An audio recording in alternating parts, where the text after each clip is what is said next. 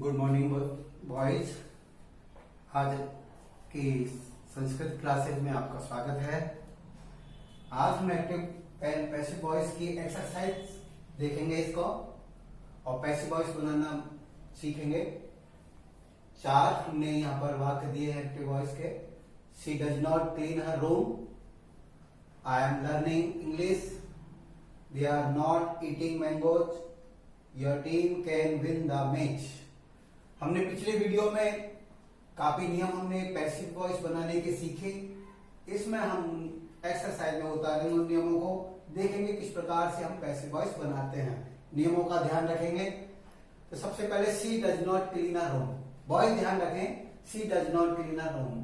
हम पहले अपने इसका टेंस पहचाने, थोड़ा गौर करें। ये प्रेजेंट इंडेफिनिट टेंस है। ये सी डज नॉट हमेशा प्रेजेंट इंडेफिनिट टेंस को में ही आता है। She does not clean her room, ये इसकी मुख्य क्रिया है और ये इसका ऑब्जेक्ट है।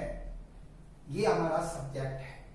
आपको याद दिला दें, पिछले वीडियोज में बताया था कि पैसिव वॉइस जब बनाते हैं हम तो कर्ता को कर्म कर देते हैं, मुख्य क्रिया की थर्ड फॉर्म लगाते हैं, साथ ही साथ हम हेल्पिंग वर्ब का भी प्रयोग करते हैं और बाई का प्रयोग करते हैं। तो यहां हम बनाएंगे हर रूम,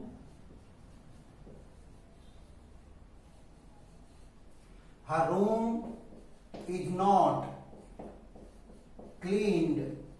ये हम थर्ड फॉर्म लगा रहे हैं। Her room is not cleaned by her.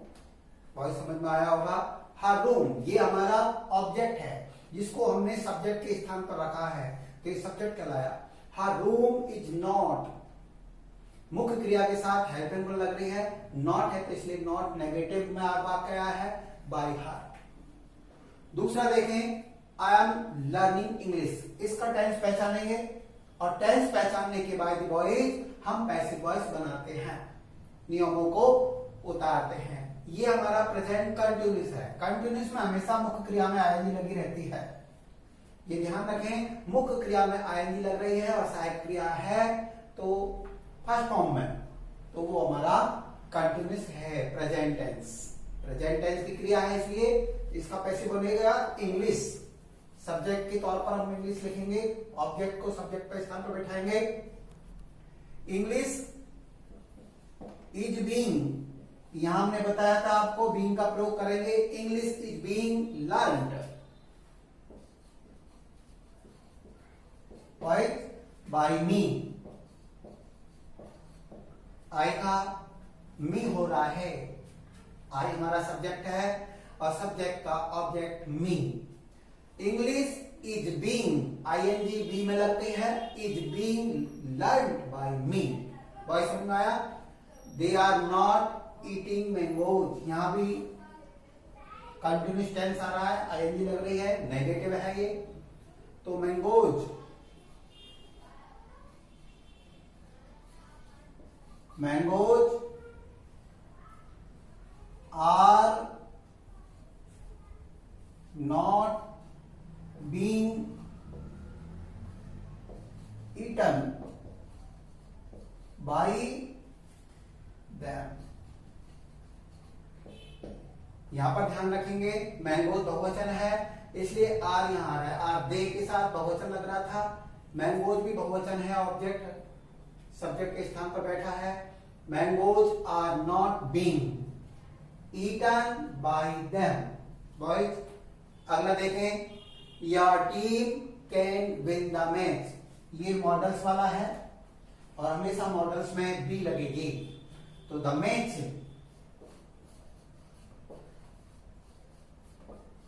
The match can be won, the match can be won by your team।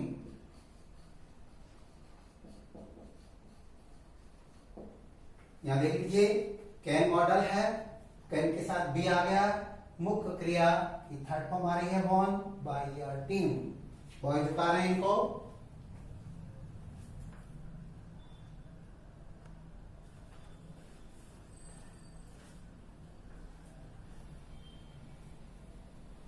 तो बॉयज आगे देखें एक्सरसाइज में, आर यू हेल्पिंग हिम, इसको हम पैसिव वॉइस बनाएंगे।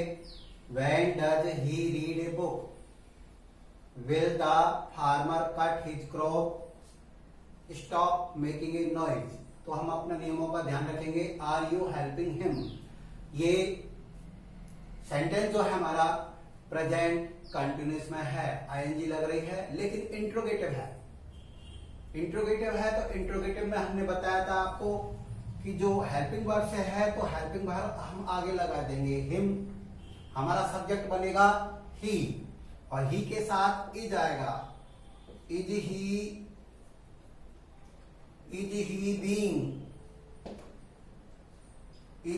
बीइंग हेल्प्ड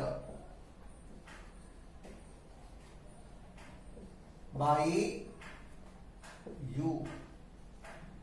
फर्स्ट बात section, ये हमारा पैसिव वॉइस है।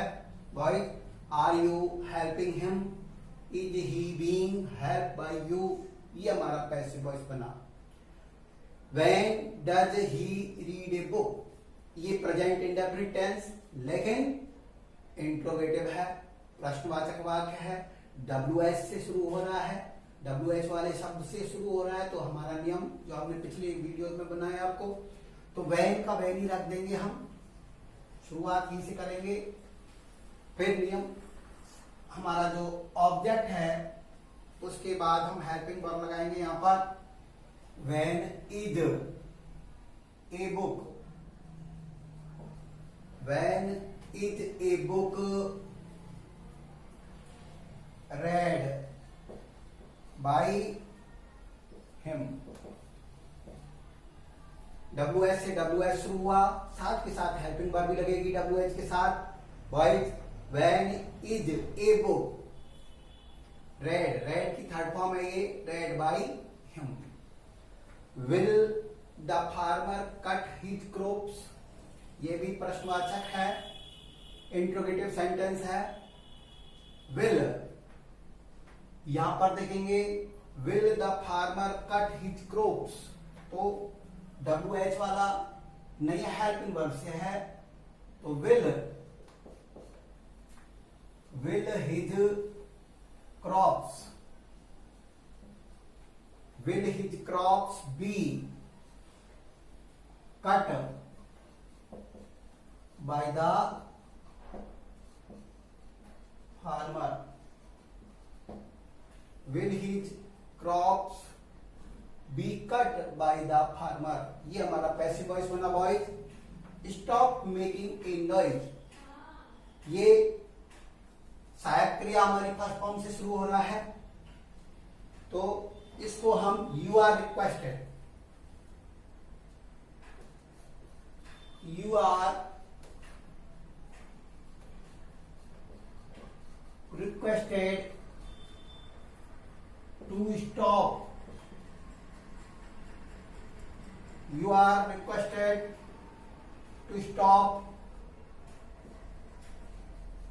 making a noise,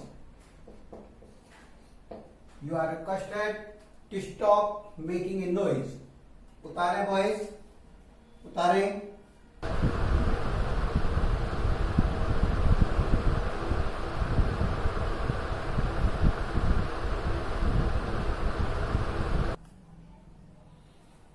आगे देखें एक्सरसाइज के नौवां sentence, did she write a letter to her father, did she write a letter to her father, ये डिड है, इंट्रोगेटिव सेंटेंस है बॉयज, और पास्ट इंडेफिनिट टेंस का बताया जा रहा है, लग भी रहा है कि डिड हमेशा पास्ट इंडेफिनिट टेंस में लगता है, इंट्रोगेटिव है, तो पैसिव वॉइस बनाएंगे।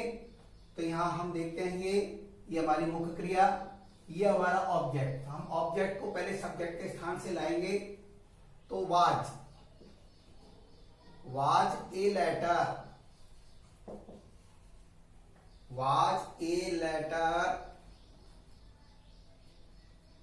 रॉट रिटन,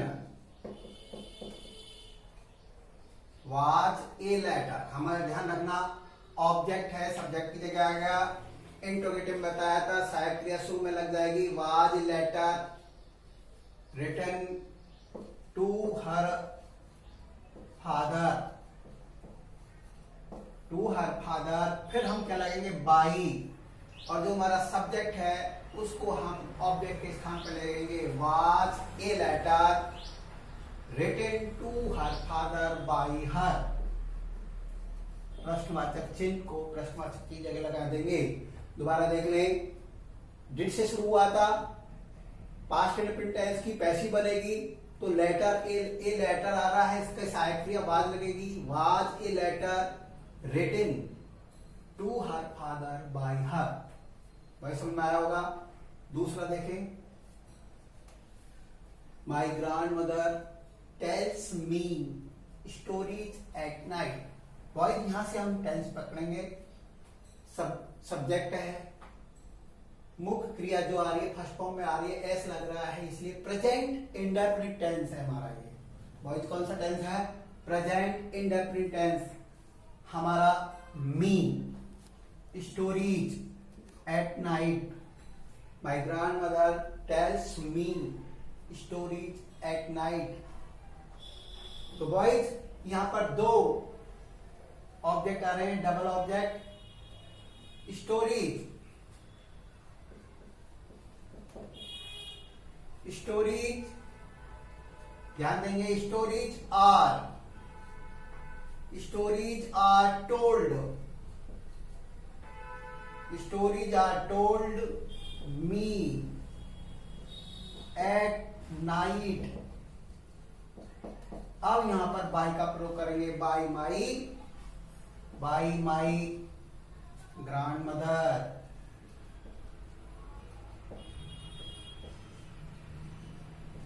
ये हमारी पैसिव वॉइस को हमने स्टोरी से हमने बनाया है। Stories are told me at night by my grandmother, ये पैसिव वॉइस बनेगी। ध्यान दें, दो डबल ऑब्जेक्ट है हमारा, लेकिन हमने स्टोरीज बनाया, स्टोरीज से।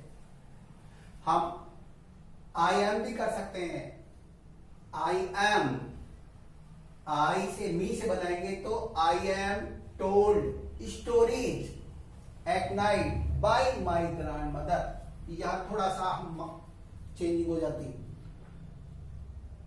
11वां सेंटेंस देखें हम एक्सरसाइज में, they will hold the prize giving in the hall.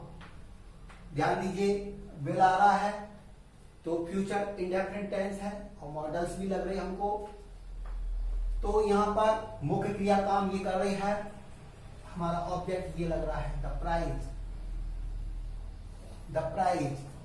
यहां से बात को कैसे बनाएंगे, द प्राइज गिविंग,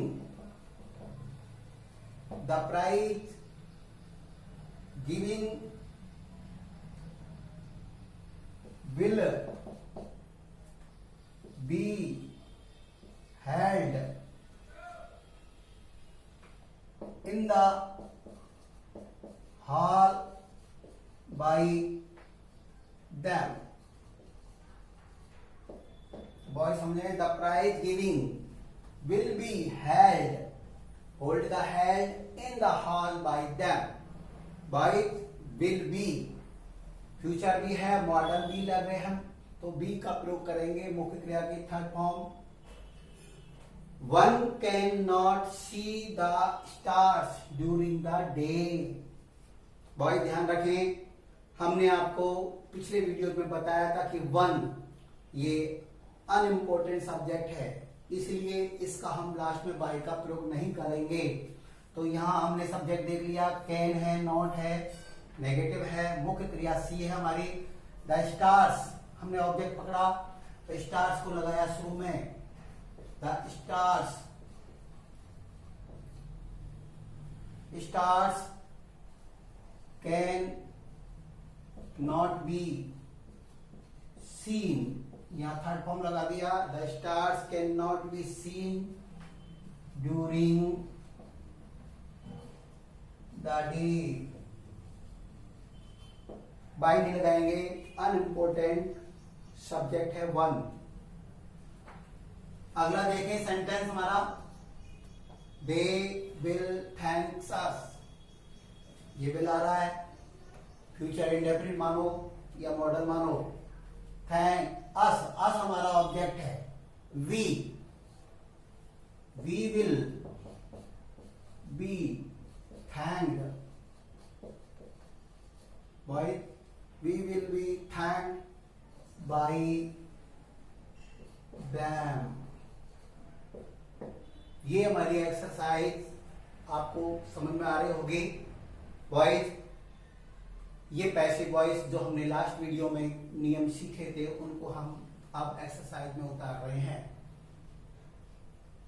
समझे इसको, किस प्रकार आपको ये लग रही है? लाइक करें, शेयर करें, कमेंट्स करके बताएं कि किस प्रकार आपको लग रही है। जय हिंद, जय भारत।